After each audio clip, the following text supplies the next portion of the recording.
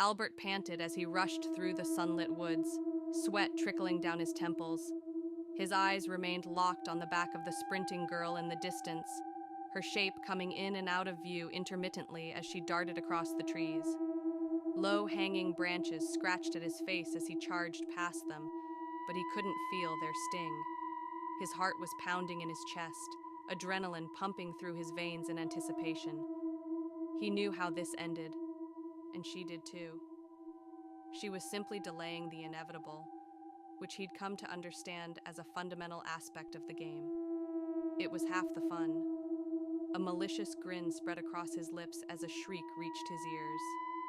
Mustering all his strength, he converged toward its position like a shark on a blood trail. The trees tapered as he approached, their canopy thinning to reveal a small clearing up ahead.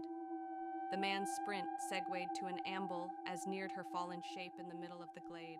She was clutching at her ankle, fine glinting lines spilling down her cheeks, her pink school bag lying at her side. He halted at the threshold of the clearing to catch his breath as he observed his prey. She looked so innocent, with her green floral dress and her pigtails dangling down the sides of her face. Please, the girl said, as she raised a hand in front of her placatingly, bringing her bag close with the other. You said we were friends.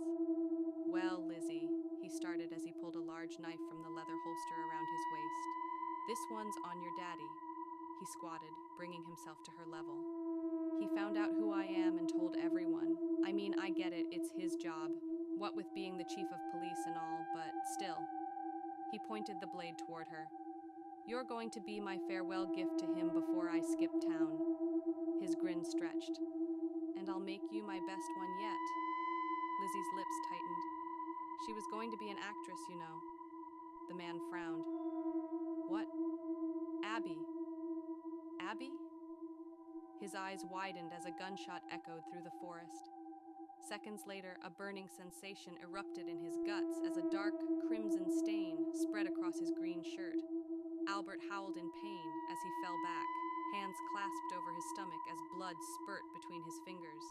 He watched in agony as the girl stood, smoke billowing from the barrel of the gun in her hand, her countenance hard beneath dried tears. She was my friend, she spat, mouth quivering. I saw what you did to her. I saw the pictures on my dad's desk. He screamed obscenities through the suffering. The girl just glared at him. My dad always said a bullet in the gut is a bad way to go. She backtracked a bit and sat back down. I guess we'll find out.